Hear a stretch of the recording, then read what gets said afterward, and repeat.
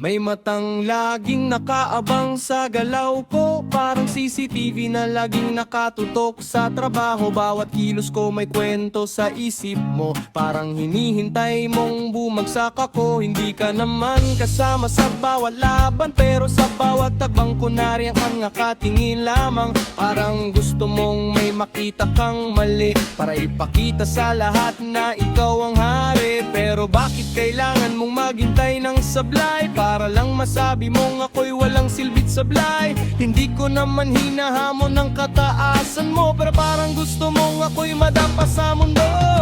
Laging nanonood, pero hindi kumikilos. Hintay ka ng pagkakamali para may maipagmalaki mo.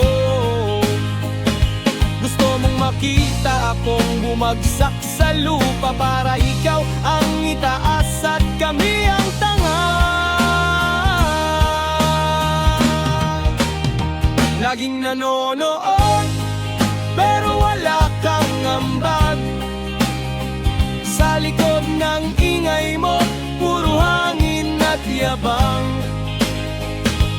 Kung gusto mong umangat sa sariling landas, hindi sa pagbagsak mo ilalabas ang lakas.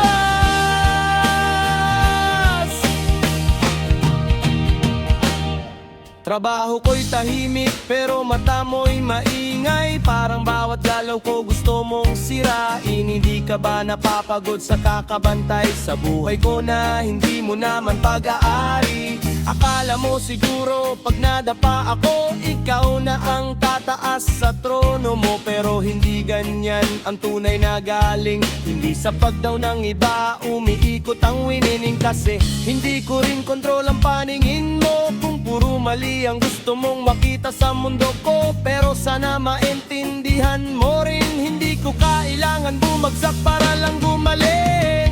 Laging nanonood, pero hindi kumikilos. Hintay ka ng pagkakamali para may maipagmalaki mo.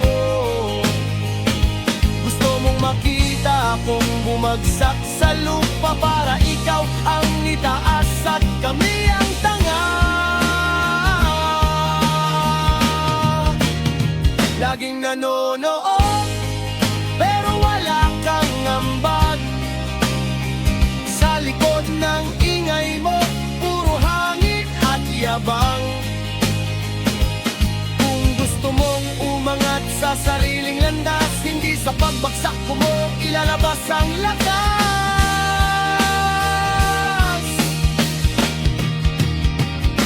Hindi mo kailangang bumuo sa pagkasira ng iba.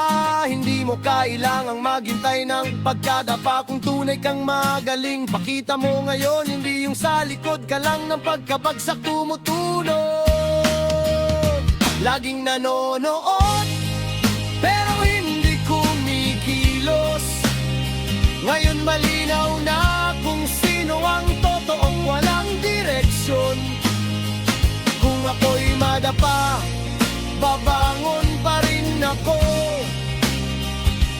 Pero ikaw, sa panonood ka lang nauubos.